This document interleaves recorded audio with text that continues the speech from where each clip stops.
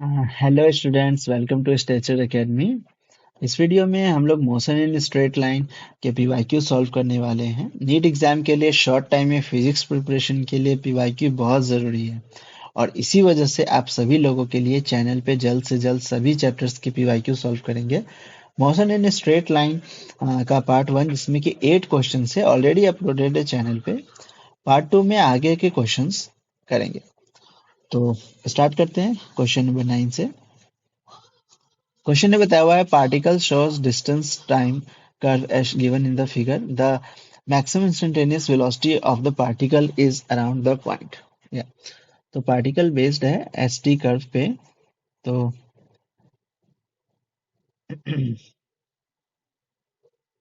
Displacement y axis में and time x axis में।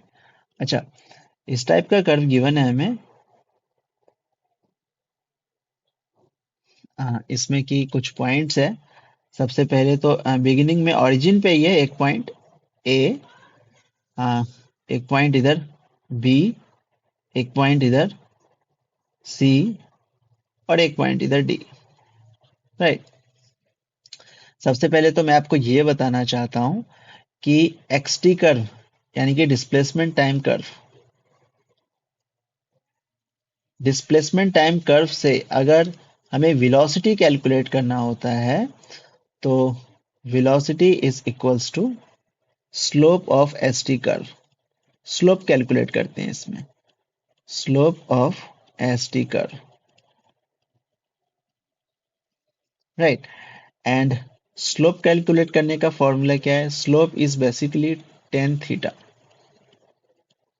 Ten theta that means slope is directly proportional to theta. मतलब जितना ज्यादा angle उतना ज्यादा स्लोप और उतना ज्यादा वेलोसिटी। एंगल कौन सा? ये एंगल। राइट। तो इस एंगल की वैल्यू जितनी ज्यादा होगी इसका मतलब स्लोप उतना ही ज्यादा है, और जितना ज्यादा स्लोप मतलब उतनी ज्यादा वेलोसिटी। ठीक है। तो यहाँ पे इन सभी पॉइंट्स में बताना है कि वेलोसिटी कहाँ पे किस पॉइंट पे सबसे ज्यादा है। तो मतलब सभी पॉइंट्स का स्लोप कैलकुलेट करना है, इनडायरेक्टली ये कह सकते हैं हम लोग। राइट। तो स्लोप कैलकुलेट करने के लिए यहाँ पे सबसे पहले यहाँ ये थीटा तो विजिबल है, काफी कम है। उसके बाद यहाँ पे हॉरिजॉन्टल लाइन अगर ड्रॉ करते हैं तो फिर एंगल दिखाई देता है कि हाँ एंगल इतना है। इसी तरह जहां कहीं भी आपको एंगल पता करना है हॉरिजॉन्टल लाइन ड्रॉ कीजिए और फिर देखिए कि एंगल कितना है। राइट। तो सबसे ज्यादा एंगल यहाँ पे सी पॉइंट पे बनता हुआ दिखाई दे रहा है। सी पॉइंट पे सबसे ज्यादा मैक्सिमम एंगल है। राइट। तो फिर यहाँ पे ये कह सकते हैं कि velocity will be maximum at point c. Velocity will be maximum at point C.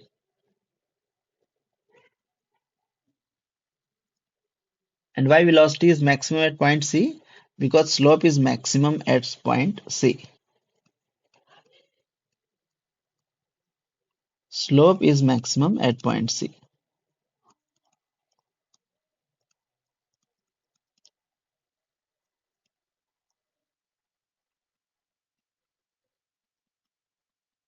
Okay, that means fourth option is the correct answer, point C.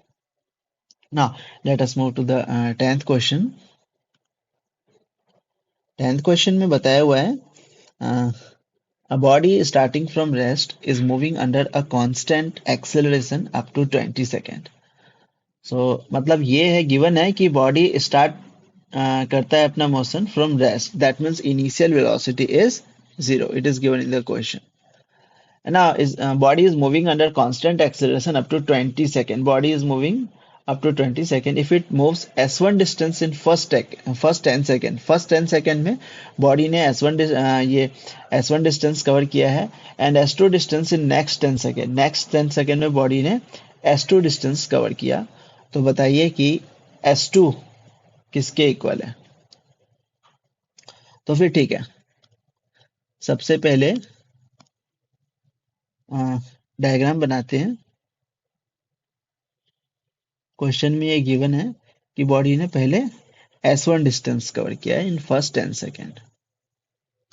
तो सपोज ये डिस्टेंस कितना है S1 फर्स्ट 10 सेकेंड में, एंड नेक्स्ट 10 सेकेंड में body ने S2 distance cover किया।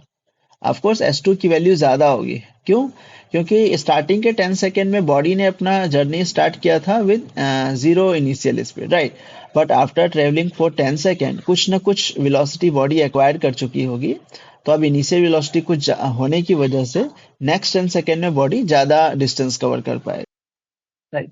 तो question based है एक कॉन्सेप्ट पे जिसका नाम है Galileo odd number ratio rule.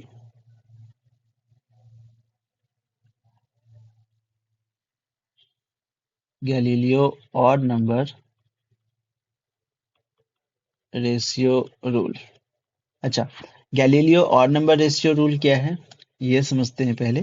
Galileo odd number ratio rule में सिंपली ये बताया जाता है कि पार्टिकल चाहे उसकी इनिशियल स्पीड कुछ भी हो, for example initial speed particle की 0 है, ठीक है। तो according to Galileo odd number ratio rule, अगर पार्टिकल ने x डिस्टेंस कवर किया है t सेकेंड्स में, फर्स्ट t सेकेंड्स में, तो नेक्स्ट t सेकेंड्स में यानी कि फर्स्ट 5 मिनट्स में सपोज पार्टिकल ने x डिस्टेंस कवर किया, तो नेक्स्ट 5 मिनट्स में पार्टिकल उसका 3 टाइम ज्यादा डिस्टेंस कवर करेगा। 3 टाइम ज्यादा मीन्स 3x, राइट। फिर वापस नेक्स्ट t सेकेंड्स में 5x, नेक्स्ट t सेकेंड्स में 7x, और इसी तरीके से ये रेशियो मतलब ऑड नंबर रेशियो है 1:3:5:7:9। अच्छा, ये जो जर्नी है ये हॉरिजॉन्टल भी हो सकता है और वर्टिकल भी। सपोज वर्टिकल में अगर कोई पार्टिकल को हमने ऐसे ड्रॉप किया हुआ है, राइट। तो ड्रॉप के केस में भी अगर इनिशियल वेलोसिटी 0 है और अगर पार्टिकल फर्स्ट t सेकेंड्स में x हाइट तक नीचे आता है, तो नेक्स्ट t सेकेंड में पार्टिकल 3x नीचे आएगा और फिर नेक्स्ट 10 सेकेंड में नेक्स्ट t सेकेंड्स में पार्टिकल 5x डिस्टेंस नीचे आएगा, राइट। तो यानी कि ये रेशियो इधर भी वो चाहे वो वर्टिकली डाउनवर्ड मोशन हो या फिर हॉरिजॉन्टल मोशन हो with constant acceleration and zero initial speed, जो रेशियो है वो 1:3:5:7 रहता है। बस टाइम पीरियड सेम रहना चाहिए।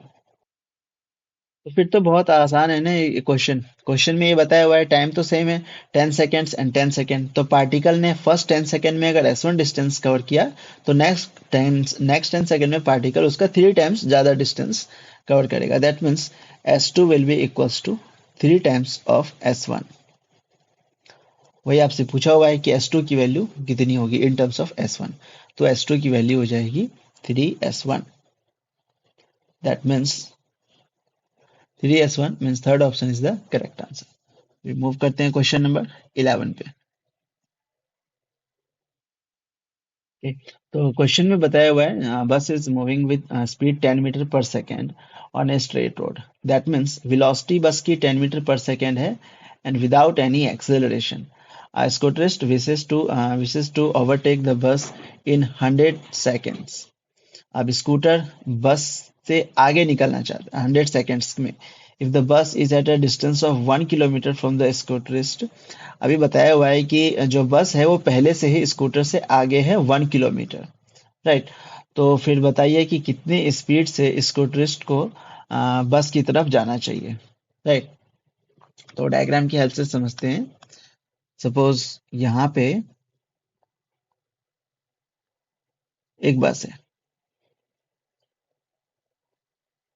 एंड बस की वेलोसिटी गिवन है 10 metre per second, 10 metre per second, and बस ऑलरेडी आगे है स्कूटरिस्ट से। कितना आगे है 1 किलोमीटर, ठीक है। मतलब स्कूटरिस्ट यहाँ पे इधर है 1 किलोमीटर। ये डिस्टेंस है 1 kilometre. 1 kilometre means 1000 metre. In terms of ऐसा यूनिट हम कह सकते हैं कि बस स्कूटर से 1000 मीटर आगे है, ठीक है। अब scooterist wishes to overtake the bus in 100 seconds. स्कूटरिस्ट 100 second में बस से आगे निकलना चाहता है। तो बस स्टेशनरी तो है नहीं, 100 सेकेंड में बस भी यहाँ यहीं इसी पॉइंट पे थोड़ी ना रहेगा, 100 सेकेंड में बस भी आगे तक निकल जाएगी। तो पहले ये कैलकुलेट करते हैं कि बस 100 सेकेंड्स में कितना डिस्टेंस कवर कर चुका होगा, राइट। तो डिस्टेंस ट्रेवल बाय बस in 100 seconds, distance travel by बस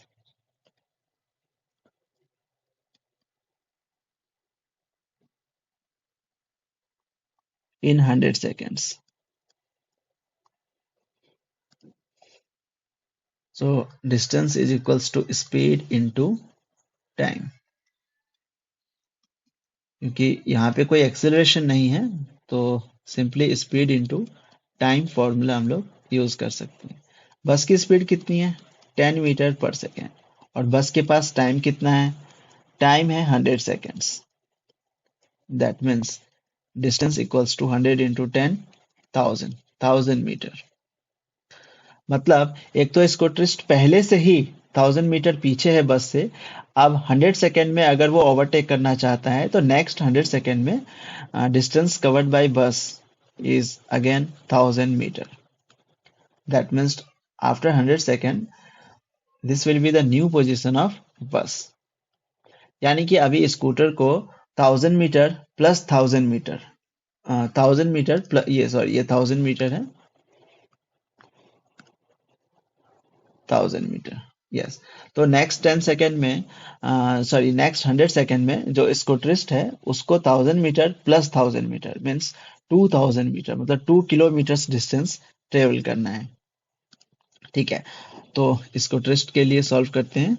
फॉर स्कूटरिस्ट,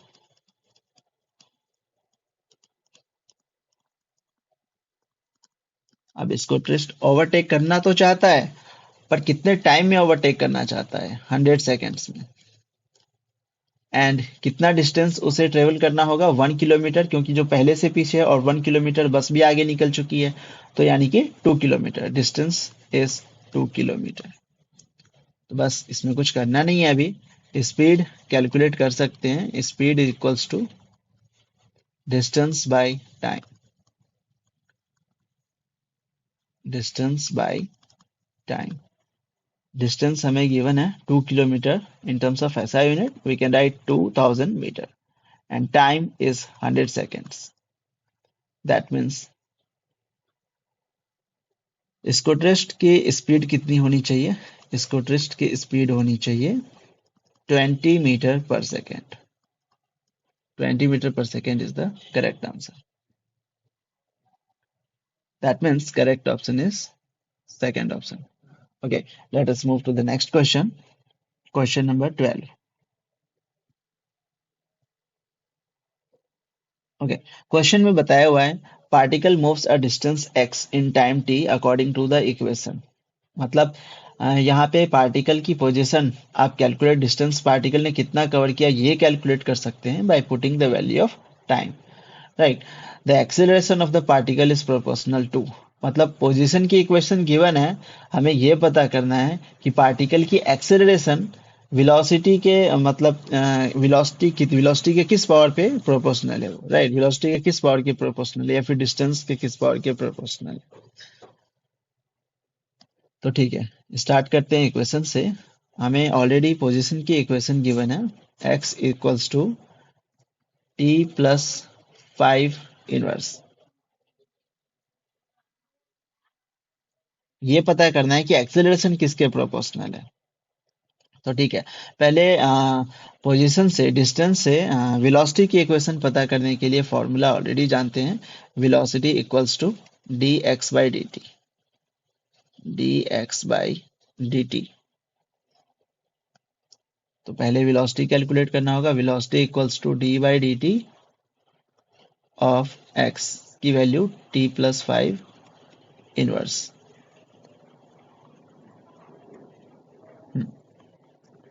तो टी प्लस 5 इनवर्स का डिफ्रेंसिएशन अगर करना है तो सबसे पहले तो -1 आगे आएगा, एंड फिर टी प्लस 5 -1 -1, क्योंकि हमें पता है कि जब कभी भी डिफरेंशिएशन करते हैं x की पावर n का, तो n जो की पावर है वो आगे आ जाता है coefficient, and then n x n -1, तो इसीलिए यहाँ पे जो भी पावर है उसमें से माइनस और भी हमने 1 किया, तो वेलोसिटी की वैल्यू कितनी आ गई, -1 t+5 power -2, right? This much is velocity. But actually we have to calculate the relation between acceleration and velocity. So we need acceleration equation, but we know that acceleration is differentiation of velocity with respect to time. अगर acceleration calculate करना है तो वापस हमें एक बार और differentiation करना होगा. So acceleration equals to d by dt of velocity, and velocity is minus t plus 5 power -2, right? Acceleration equals to, ये नेगेटिव आगे लेके आएंगे, minus D by d t of t+5 power -2. Acceleration equals t+5 power -2 है, तो -2 यहाँ भी वैसे ही होगा, -2 को आगे लेके आएंगे एंड फिर t+5 -2 -1, क्योंकि x to the power n का डिफरेंशिएशन कितना होता है, n x n -1, तो एक्सेलरेशन की वैल्यू कितनी आ गई, माइनस माइनस +2 एंड t+5, और यहाँ पे -2 -1 मतलब -3. तो अभी एक्सेलरेशन की इक्वेशन तो आ चुकी है, पर लेकिन ये जो एक्सेलरेशन की इक्वेशन है ये टाइम के रिस्पेक्ट में है, हमें ये इक्वेशन वेलोसिटी के रिस्पेक्ट में चाहिए. तो वेलोसिटी के रिस्पेक्ट में चाहिए, वेलोसिटी क्या है, t+5 की पावर -2 है, पर यहाँ पे तो -3 है, तो -3 के जगह पे -2 अगर लेके आना चाहते हैं तो उसके लिए क्या करेंगे, 2 से डिवाइड और 2 से मल्टीप्लाई करेंगे. तो acceleration equals to 2 t+5 power -3 तो है, हम लोग क्या करने वाले हैं, इसको 2 से मल्टीप्लाई एंड देन 2 से डिवाइड. तो अब इसे ऐसे लिखा जा सकता है 2t+5 एंड ये -3 मल्टीप्लाई 2, तो इसे ऐसे भी लिख सकते हैं -2 मल्टीप्लाई 3 डिवाइडेड बाई 2. तो -3 इंटू 2 ये भी 6/2 है, एंड -2 इंटू 3 ये भी -6/2 है, तो बात तो एक ही है ना, ठीक है. पर यहाँ पे जो t+5 की पावर -2 है, एक्चुअली 2 तो कांस्टेंट है, तो कांस्टेंट को अगर हटा दे तो अभी ये कह सकते हैं कि acceleration is directly proportional to t+5 to the power -2 and power 3/2, then acceleration is directly proportional to, अभी t+5 to the power -2 actually t+5 to the power -2 actually velocity है, तो यहाँ पे अब वेलोसिटी लिख सकते हैं, दैट मीन्स वेलोसिटी के 3/2 पावर पे डिपेंड करता है. Acceleration is directly proportional to velocity to the power 3/2. That means second option is the correct answer. Okay, question number 13 करते हैं. 13 में बताया हुआ है, ball is dropped from a high rise platform at time equals to 0. Starting from rest, after 6 seconds, another ball is thrown downward from the same platform with speed v. The two balls meet at time equals to 18 seconds. What is the value of v? तो ठीक है, let's suppose कि particle यहाँ पे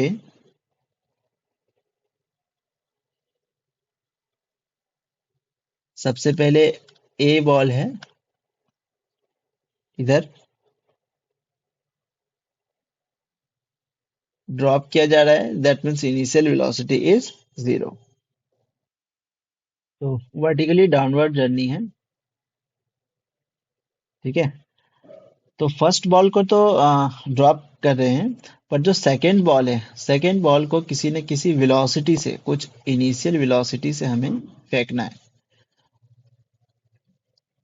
तो यही calculate करना है कि सेकेंड बॉल की इनिशियल वेलोसिटी कितनी होनी चाहिए ताकि two balls meet at time equals to 18 second.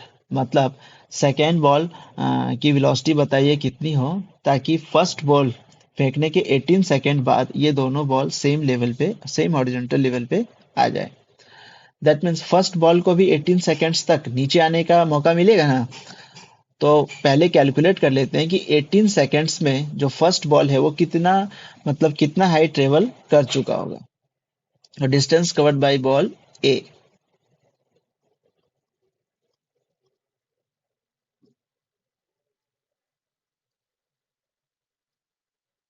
Travelled by ball A. तो इसके लिए तो वही formula s equals to u t plus half a t square. S equals u t plus half a t square. Second equation of motion use किया। अभी फिर इसके बाद हमें हाइट कैलकुलेट करना है कि 18 सेकेंड्स बाद अगर ये बॉल मिल रहे हैं, दैट मीन्स फर्स्ट बॉल को 18 सेकेंड्स तक नीचे आने का टाइम मिला है, तो वही कैलकुलेट करना है कि फर्स्ट बॉल कितनी हाइट तक आ चुकी होगी नीचे। तो एस के जगह एच पुट किया हमने हाइट, इनिशियल वेलोसिटी क्योंकि बॉल को ड्रॉप किया जा रहा है, that means initial velocity zero. अभी इनिशियल वेलोसिटी जीरो, तो जीरो इंटू टाइम भी जीरो, यानी first term zero, plus half acceleration की value, acceleration due to gravity के इक्वल जी, एंड टाइम कितना मिला फर्स्ट बॉल को 18 सेकेंड्स, तो square of 18, that means height equals to half g की value 10 into 18 square 324। तो height 5 into 324 और height की वैल्यू कितनी आ गई 1620 मीटर। दैट मीन्स कि अगर ये दोनों ही बॉल, जिसको कि फर्स्ट बॉल को अगर ड्रॉप करते हैं और तो दोनों ही बॉल अगर 18 सेकंड्स बाद अगर सेम हॉरिजॉन्टल लेवल पे मीट करते हैं, दैट मीन्स कि फर्स्ट बॉल ने कितना हाइट ट्रेवल किया 1620 मीटर। अब सेकेंड बॉल को भी उसी हॉरिजॉन्टल लेवल से ड्रॉप किया जा रहा है और उसको भी उतना ही हाइट तक आना है, लेकिन आने के लिए इसके पास टाइम 18 सेकेंड्स नहीं है। सेकेंड बॉल के पास 18 सेकेंड्स टाइम नहीं है। क्यों नहीं है? क्योंकि क्वेश्चन में बताया हुआ है कि जो सेकेंड बॉल है उसको 6 सेकेंड बाद हमने फेंका है, राइट। तो सेकेंड बॉल के पास कितना टाइम है? तो सेकेंड बॉल के पास टाइम है 18 सेकेंड्स से 6 second come, that means 12 second. तो मतलब सेकेंड बॉल को सिर्फ 12 सेकेंड्स में इतना ही हाइट ट्रेवल करना है जितना कि फर्स्ट बॉल ने 18 सेकेंड्स में ट्रेवल किया है। तो फॉर सेकेंड बॉल अभी कैलकुलेट करेंगे।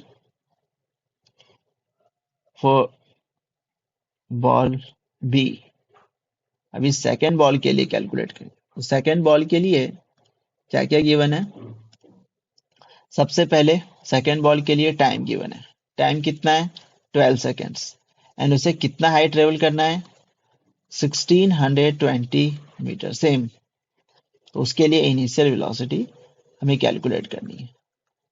Same formula, s equals u t plus half a t square. You t plus half a t square. तो हाइट तो गिवन है।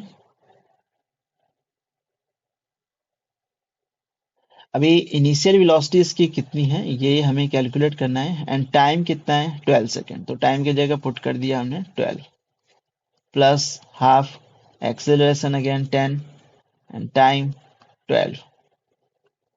हाइट भी तो गिवन है ना 1620, इधर पुट किया 1620, 12u प्लस ये 5 इंटू 144, ये 12 into you 12u, right. So 12u equals to 1620 minus 144 into 5. 144 into 5 is 720. तो u की वैल्यू कितनी आ गई? 1620 minus 720 is 900 and डिनोमिनेटर में आया 12. That means initial velocity of second ball should be 75 metre per second. That means अगर first ball को हमने drop किया और सेकेंड बॉल को 6 सेकेंड बाद हमने अगर किसी वेलोसिटी से फेंका है, चाहते हैं कि 18 सेकेंड्स बाद दोनों बॉल मीट कर जाए, तो उसके लिए सेकेंड बॉल की वेलोसिटी कितनी होनी चाहिए? 75 metre per second. That means second option is the correct answer. Okay, let us move to the next question. Question number 14. Question में बताया हुआ है a particle has initial velocity 3 i cap plus 4j cap. लिखते हैं साथ साथ. Initial velocity 3 i cap plus 4j cap and has acceleration. Acceleration भी given है 0.4 i cap 0.4 i cap plus 0.3j cap plus 0.3j cap. Okay, its speed after 10 second. 10 second बाद इसकी कितनी velocity होगी, ये हमें कैलकुलेट करना है. टाइम गिवन है 10 सेकेंड्स. तो फिर फाइनल वेलोसिटी के लिए इनिशियल वेलोसिटी गिवन है, एक्सेलरेशन गिवन है, टाइम गिवन है. तो फिर इसमें तो कोई दिक्कत ही नहीं है. v equals to u plus a t. First equation of motion use कर सकते हैं. Final velocity v equals to initial velocity 3 i cap plus 4j cap, initial velocity है, plus acceleration. Acceleration 0.4 i cap plus 0.3 j cap, जो भी given है as it is put कर देना है. राइट. उसके बाद कितने टाइम बाद हमें फाइनल वेलोसिटी कैलकुलेट करनी है? 10 सेकेंड्स. फर्दर इसको सॉल्व करें अगर, तो वेलोसिटी आएगी 3 i cap plus 4j cap plus 0.4 i cap multiply 10 will be 4 again 4 i cap. Similarly, 0.3 j cap multiply 10 will be 3 j cap. So final velocity 3 I cap plus 4 I cap means 7 I cap plus 4 j cap plus 3 j cap means 7 j cap. So if we wants to calculate the magnitude of the final velocity, then magnitude of final velocity will be simply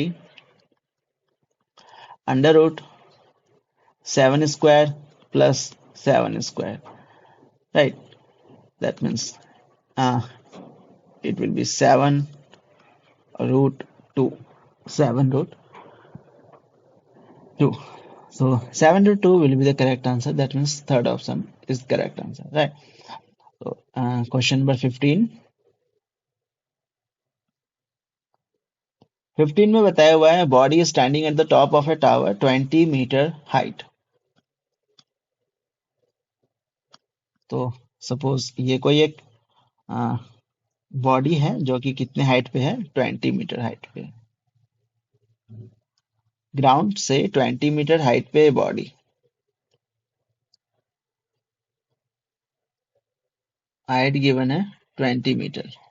Now, boy is actually standing at the top of tower 20 meter height, drops a stone. तो वहां से वो एक stone drop कर देता है 20 metre height से. Assuming g equals 10 meter per second, velocity with which it hits the ground. तो बताना है what will be the velocity of the stone when it will hit the ground, right? So if this is the stone, if this is a stone, then its velocity,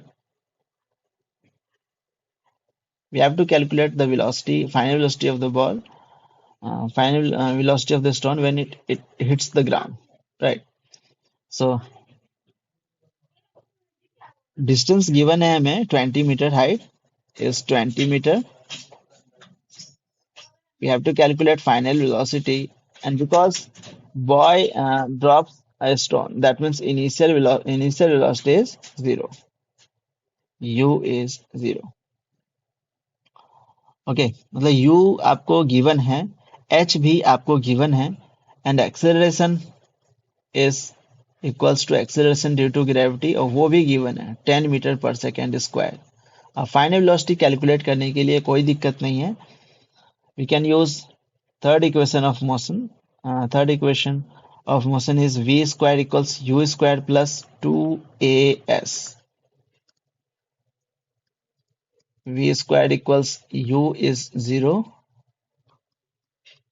plus 2, acceleration is acceleration due to gravity, multiply height h.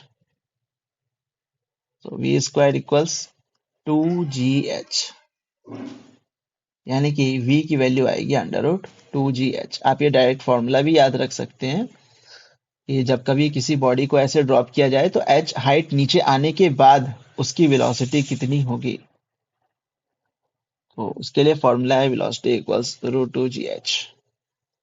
बस फिर कुछ नहीं करना है, अगर formula याद है इसमें हाइट की वैल्यू डालेंगे g10 एंड हाइट है 20 मीटर, अंडर रूट ये आएगा रूट 400।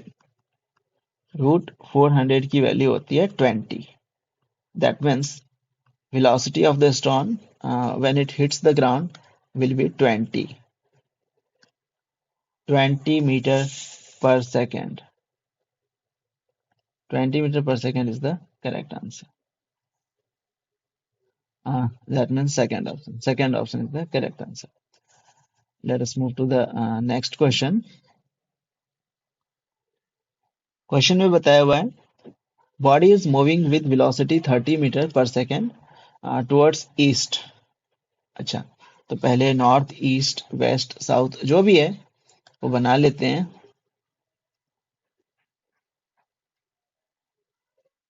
डायरेक्शंस या तो ये है east direction, west, north and south. Okay, अभी क्वेश्चन में ये बताया हुआ है, क्वेश्चन में ये बताया हुआ है कि body is moving with velocity 30 metre per second towards east के ईस्ट। तो वेलोसिटी है 30 मीटर पर सेकेंड स्टार्टिंग में, 30 मीटर per second in the direction of east. That means initial velocity we can write 30 meter per second in the direction of east.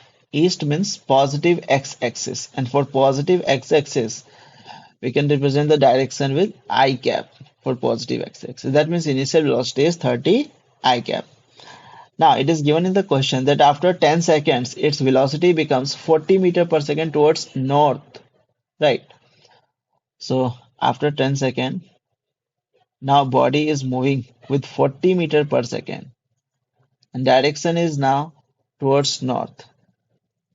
So you can write final velocity is 40 meter per second, and to represent north direction, it is actually north direction is positive y-axis.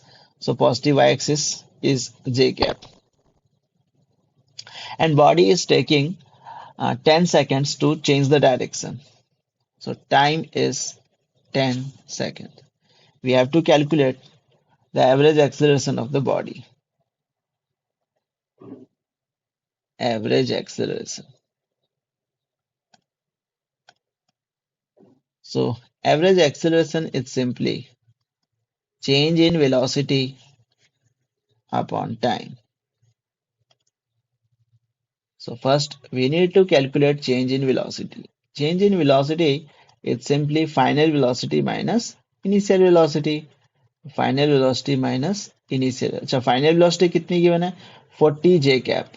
40 j cap. Initial velocity है 30. Initial velocity given है 30 I cap. तो इधर लिख दिया हमने 30 I cap. ये है change in velocity. Okay, 40 j cap minus 30 I cap. This is change in velocity. तो एवरेज एक्सेलरेशन के लिए अभी डेल्टा वी की पुट करेंगे वैल्यू 40 आई कैप माइनस 30। एक्चुअली ये वेक्टर फॉर्म में है, इसकी मैग्नीट्यूड पहले कैलकुलेट करेंगे कि मैग्नीट्यूड कितनी आती है चेंज इन वेलोसिटी की। तो उसके लिए अंडर रूट ये जो डेल्टा वी है इसकी मैग्नीट्यूड हो जाएगी 40 square plus 30 square. 40 square plus minus 30 square will be actually equals to plus 30 square, and will be under root 1600 plus 900, that means 2500 root 2500 की value 50 meter per second. So change in velocity is 50 meter per second. Delta v is 50 and delta t is 10 seconds. 0 से 0 cancel and average acceleration की value कितनी आ गई? Average acceleration is 5 meter per second square. That means fourth option is the correct answer. 5 meter per second square. अभी ये video काफी लंबी हो चुकी है, तो आगे और भी कुछ क्वेश्चंस बचे हुए हैं, वो नेक्स्ट पार्ट में हम लोग डिस्कस करेंगे. Okay, thank you.